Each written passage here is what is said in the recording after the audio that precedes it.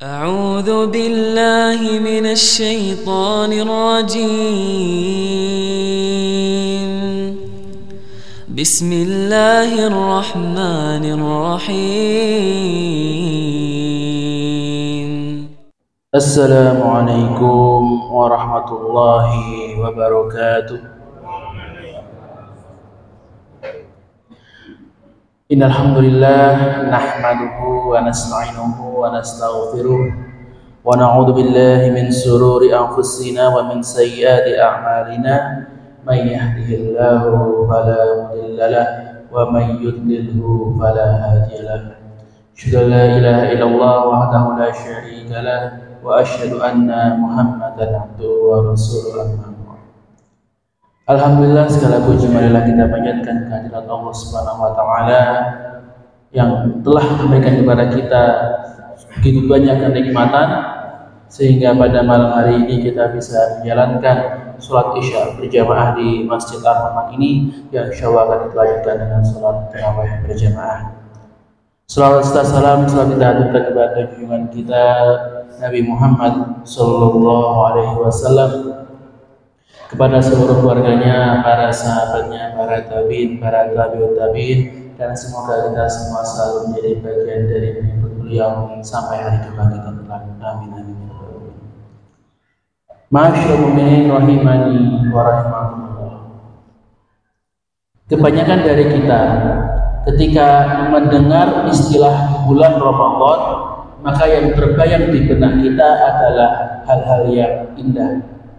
Bahwa Ramadan adalah bulan yang mulia, Ramadan bulan penuh kenikmatan, Ramadan bulan penuh keberkahan, dilipat gandakan pahala dan hal-hal yang bagusnya. Tapi tahukah kita bahwa di balik segala kemuliaan Ramadan itu, kalau Ramadan tidak bisa dimanfaatkan dengan sebaik-baiknya, akan mendatangkan mimpi buruk bagi kita. Dalam kaidah Islam, semakin besar pahala suatu ibadah, semakin besar kemuliaan suatu amalan, maka jika amalan itu ditinggalkan, dosanya juga semakin besar. Maka ketika Ramadan itu punya kemuliaan yang sangat tinggi, punya keutamaan yang sangat tinggi, ketika bulan ini tidak dimanfaatkan dengan baik, akan mendatangkan kecelakaan dan kebinasaan bagi kita semuanya. Rasulullah SAW pernah bersabda dalam hadis yang diriwayatkan oleh Muslim, celakalah orang-orang yang ketika dia keluar dari bulan Ramadan, dia tidak mendapatkan ampunan dari Allah Subhanahu wa taala. Celakalah dia, celakalah dia, celakalah dia. 3 kali didoakan kecelakaan oleh Rasulullah SAW. Ini menunjukkan betapa jeleknya, betapa buruknya orang-orang yang menyia-nyiakan bulan Ramadan ini. Ketika bulan Ramadan itu hanya dianggap sebagai sebuah rutinitas biasa, sebagai sebuah kebiasaan semata. Sudah dijalankan saja, tidak diisi dengan ibadah ataupun amalan-amalan yang baik. Ini yang Rasulullah katakan, betapa banyak orang yang berpuasa tapi hanya mendapatkan pahala dan dahaga saja. Maka apa ciri-cirinya orang yang seperti ini? Kita perlu tahu bahwa siapa sih orang yang mendapatkan binasaan, yang menyia-nyiakan Ramadannya, yang merusak pahala puasanya. Siapa saja mereka dan bagaimana kita itu menjauhi sikap-sikap tersebut. Yang pertama adalah orang yang berpuasa tanpa ilmu. Ibnu Qayyim rahimahullah berkata, orang yang beramal tanpa ilmu bagaikan orang yang berjalan tanpa ada penuntun. Sudah dimaklumi bahwa orang yang rusak karena berjalan tanpa penuntun tadi akan mendapatkan kesulitan dan sulit bisa selamat. Jadi kalau kita mau beribadah itu yang pertama harus ada ilmunya, harus ada dasarnya. Karena kalau puasa kok nggak punya ilmu, nggak ada dasar, nggak tahu dalil-dalilnya, nggak tahu hukum-hukumnya, hakul yakin bakal celaka. Mau puasa nggak tahu yang diwajibkan apa, nggak tahu yang diharamkan apa, yang disunahkan apa, amal-amal dianjurkan apa. Ini bagaimana mau beribadah kalau ibadah yang dilakukan saja tidak tahu? Kan ada sebelum kita beribadah kita harus tahu dulu kita itu ibadahnya apa, amal apa yang bisa kita lakukan, itu harus kita tahu terlebih dahulu. Kalau tidak tahu kemudian nekat beramal, nekat puasa tanpa ilmu, akhirnya apa? Rusak puasanya. Puasa masih maksiat, puasa tapi tidak mau ibadah, puasa tapi masih menggunjing orang, masih ngibahin orang, masih main judi, puasa tapi enggak sholat. Nah, ini adalah dasar dari rusaknya puasa seseorang. Orang itu biasanya rusak puasanya karena tadi dia itu tidak punya ilmunya, belum tahu hal-hal yang membuat puasanya rusak sehingga melakukan kerusakan tersebut. Kemudian yang kedua, hal amalan yang merusak puasa nomor 2 adalah berpuasa tapi masih meneruskan maksiat. Nabi SAW bersabda, "Rubba sha'imin hadduhu min siyamihi al-ju' wal 'atas." Berapa banyak orang yang berpuasa namun hanya mendapatkan dari puasanya itu lapar dan dahaga saja. Maka dari Abu Hurairah radhiyallahu anhu Rasulullah juga bersabda, barang siapa yang tidak meninggalkan perkataan dusta malah mengamalkannya, maka Allah tidak butuh dari rasa lapar dan haus yang dia tahan.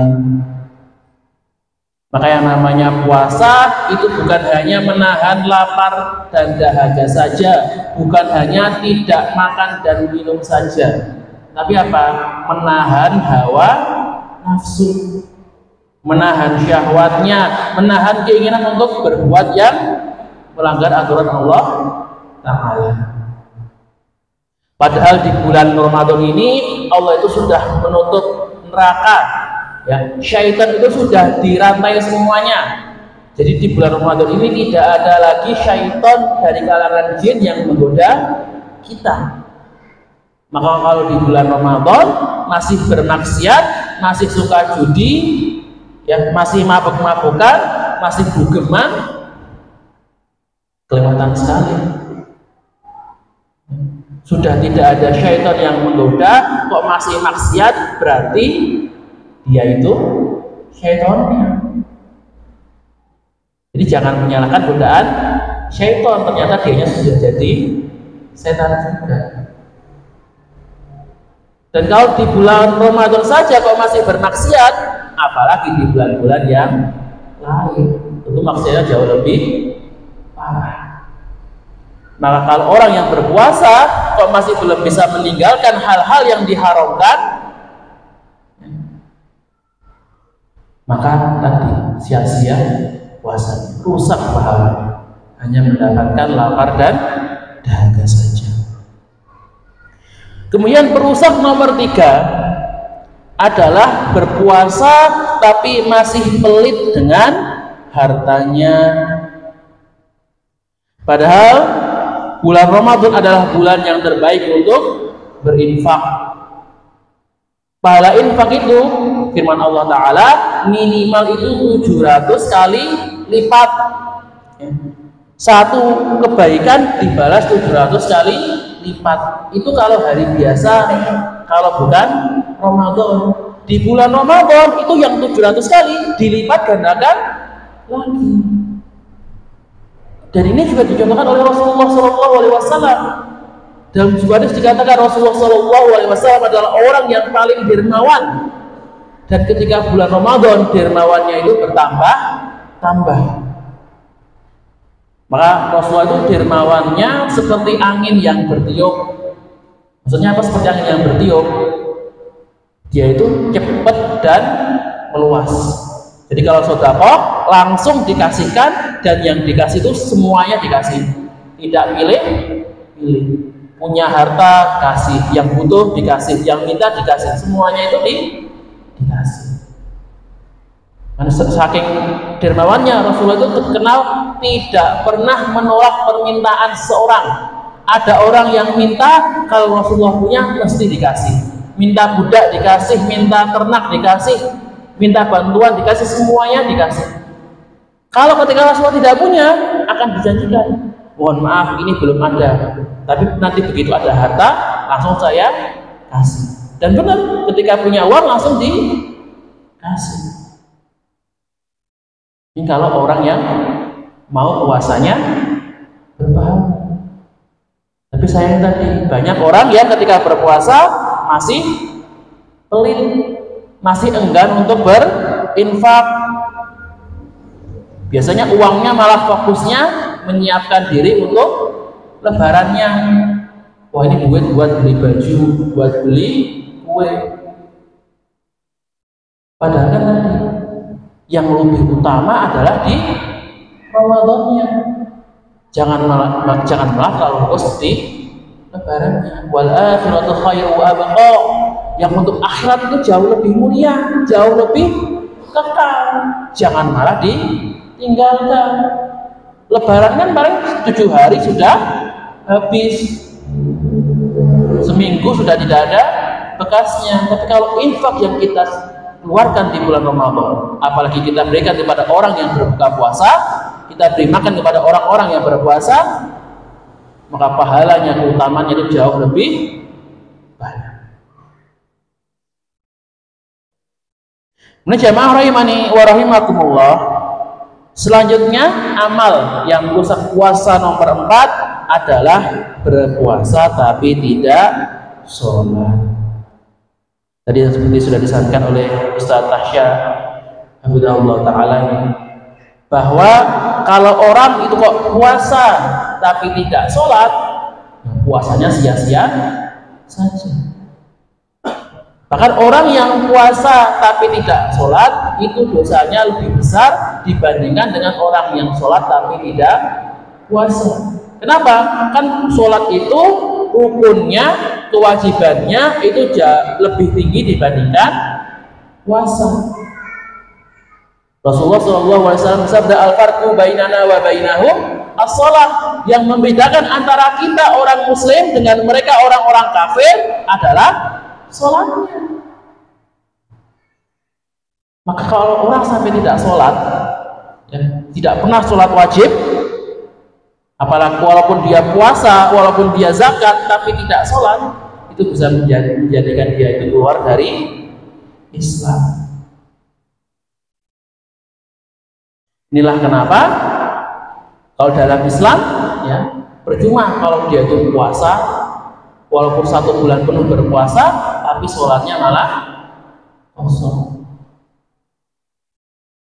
Nah, ini terutama ketika misalnya ketika kita ikut acara bukber. Nah, ini biasanya yang sering lalai itu ketika subuh sama maghrib. Subuh itu biasanya ketika sahurnya terlalu pagi, jam 2, jam 3 sudah sahur. Habis sahur karena subuhnya masih lama, akhirnya tidur lagi.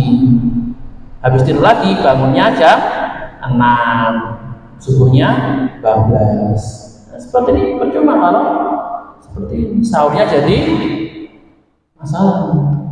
Sahurnya bukannya mendapatkan pahala, malah jadi mendapatkan dosa. Atau ketika maghrib itu biasanya kalau ikut acara bukber, buka bersama di kantor atau buka bersama teman-teman SMA, alumni kuliah, itu kan biasanya buka bersama di rumah makan itu ya, atau di rumah teman.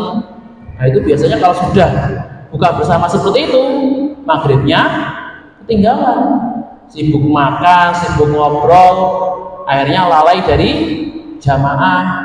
Bahkan ada yang karena sampai rumah itu sudah isya, akhirnya tidak sholat maghrib. Nah, ini seperti ini yang merusak pahala puasa kita. Dan yang terakhir adalah sholat taraweh tapi ngebut. Nah ini mohon maaf yang masih banyak dilakukan oleh saudara-saudara kita. Sholat taraweh pakainya RPM ya. Atas RPM Pak, rakaat per menit. Nah ini sholatnya 23 rakaat tapi selesai dalam 5 menit. Jadi 1 menit kita rakaat 4 rakaat. Iki sholat apa senang biasanya nih sholat kok 4 rakaat per menit. Maka sholat seperti ini tidak diterima oleh Allah Subhanahu wa Ta'ala. Dia itu cuma ngejar jumlahnya saja, sedangkan kualitasnya tidak dianggap, tidak dicari. Ya, seperti ini percuma sholatnya. Mending sholatnya kata seperti Rasulullah. Ya, Rasulullah itu sholat ketika sholat tarawih pernah 2 rakaat. Ya, itu ketika rakaat pertama membaca surat Al-Baqarah, Ali Imran, An-Nisa dalam 1 rakaat. Ya, jadi takbirnya itu jam 7 atau setengah 8, rukuk rakaat pertama baru jam 10. Ya, gini enten pagar sari enten imam sing nonton langsung bubar sedanten ya Pak ya. 5 menit langsung mundur balik kanan semua ya. Rukuk-rukuk sudah tinggal imamnya saja. Nah, ini Rasulullah. Maka yang dicari itu bukan banyak rakaatnya, tapi lama sholatnya. Percuma sholat 23 rakaat, 36 rakaat, tapi tidak khusyuk, tidak tumakninah, tidak berguna sholatnya, tidak berguna tarawihnya. Maka beliau berkata, Nabi SAW itu melarang seorang itu sholat mutakhasiron. Mutakhasiron itu sholat yang tidak tumakninah, sholat yang tidak serius, tidak tenang, jadi terlalu terburu-buru. Nah istilahnya Pak junta-juntil ya. Sholatnya itu ya Allahu Akbar, Allahu Akbar, Allahu Akbar itu. Belum sempurna rukuk sudah itidal, belum itidal sudah rukuk. Itu yang makmumnya kasihan kalau ada makmum mbah-mbah pentuan udah dimasukin gitu ya. Kan mohon maaf dia rada pelan-pelan gitu ya. Kan itu baru mau rukuk, imamnya sudah sujud. Bagaimana kalau seperti ini? Jamaah rahimani wa rahimakumullah, kalau ada kok jamaah seperti itu dijauhi, ditinggalkan, jangan ikut-ikutan. Percuma tarawihnya nanti tidak dapat pahala, malah dapat dosa. Jamaah rahimani wa rahimakumullah, itulah ya 5 amalan yang bisa merusak puasa kita. Tadi yang pertama, tidak punya ilmu, tetap bermaksiat, pelit dengan hartanya, kemudian tidak sholat, dan yang terakhir tarawih dengan terburu-buru. Maka marilah kita jauhi perkara-perkara yang merusak puasa ini, sehingga puasa kita itu benar-benar mendapatkan pahala dari Allah Subhanahu wa Ta'ala. Dan ketika kita keluar dari bulan Ramadan, itu benar-benar mendapatkan maghfirah dan mendapatkan medali takwa dari Allah Subhanahu wa Ta'ala. Dan semoga kita bukan termasuk orang-orang yang didoakan kecelakaan dan kebinasaan oleh Rasulullah SAW.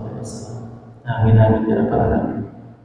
Aku kali hada, jika ada salah kata maka datangnya dari diri saya sendiri dan saya mohon maaf sebesar-besarnya, dan jika ada kebenaran maka datangnya dari Allah Subhanahu wa Ta'ala. Nun wa qala maistur mustaqbil khairat, subhana rabbika rabbil izzati amma yasifun, wa salamun alal mursalin, walhamdulillahi rabbil alamin. Assalamualaikum warahmatullahi wabarakatuh.